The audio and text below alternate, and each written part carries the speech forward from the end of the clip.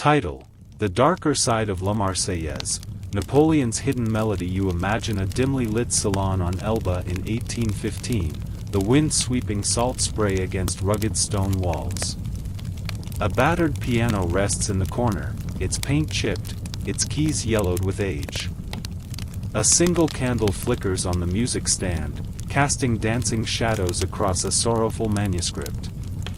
Napoleon Bonaparte sits at the piano, haggard and silent, his uniform coat collar raised against the chill. He presses a key, and the familiar opening notes of La Marseillaise whisper in minor key, each chord heavy with longing. The melody, once a triumphant call to arms, now feels like a lament for lost glory. You lean in closer, drawn by the mournful refrain. Between the staves you see dots and dashes, an intricate cipher woven into the music. Only Napoleon and his most trusted aide know its secret, a hidden message of grief more profound than words can convey. Flashback to Paris in 1792. You stand shoulder to shoulder with thousands of citizens on Rue Saint-Denis, the fervor electric. Revolutionaries raise their voices in unison. Allons enfants de la patrie, le jour de gloire est arrivé. Drums roll, flags wave, and you feel a surge of hope for a new France. The anthem rings out, bold and bright as the dawn, promising liberty and honor. Years pass, victories mount, and you march alongside Napoleon's legions through Europe.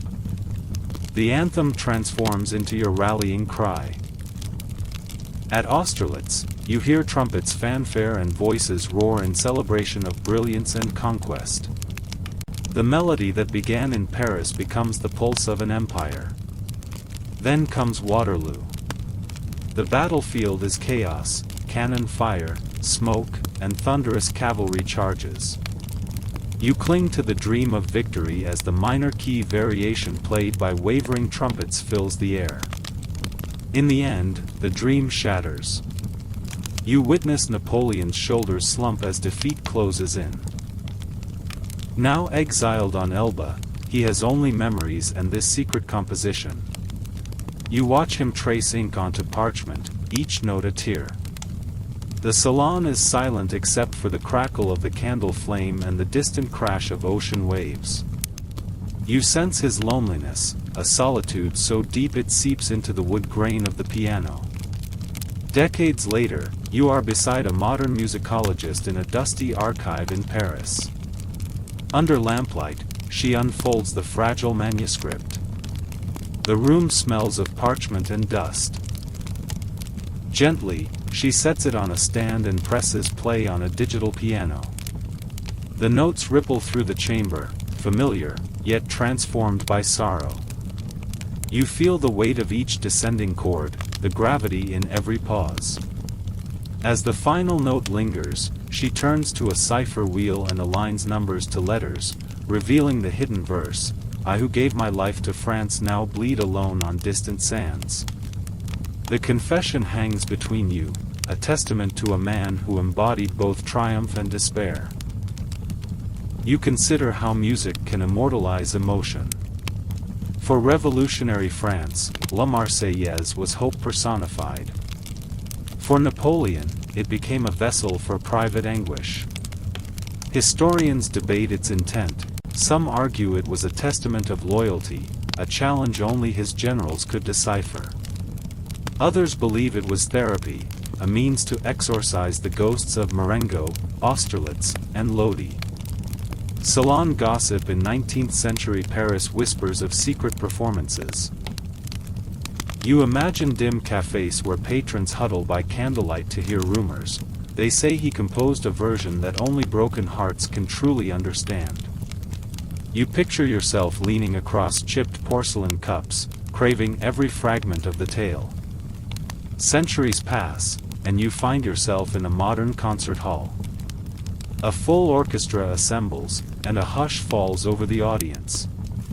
The conductor raises his baton, and the ciphered anthem unfolds. Strings swirl, woodwind sigh, and brass intones with weary elegance. You see tears glisten in the eyes of listeners who recognize the anthem but are haunted by its unfamiliar sorrow. Music therapists now study this secret lament, adapting minor key variations to help veterans process trauma. You realize Napoleon unwittingly pioneered a form of musical catharsis. With each measure, he bared his soul, crafting a composition that speaks to enduring human vulnerability. Imagine if, in 1815, he had played this anthem on the Champs de Mars.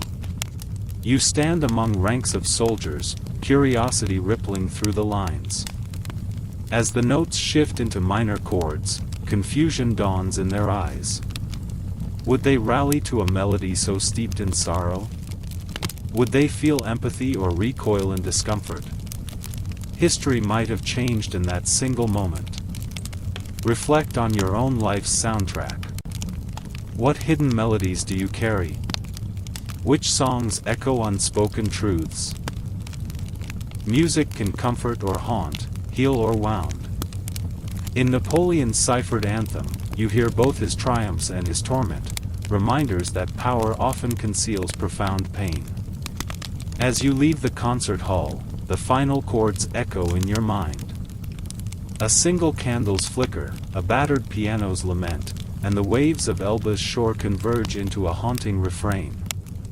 This secret melody of La Marseillaise lingers beyond time, urging you to listen not just to history's roar, but to its whispered confessions.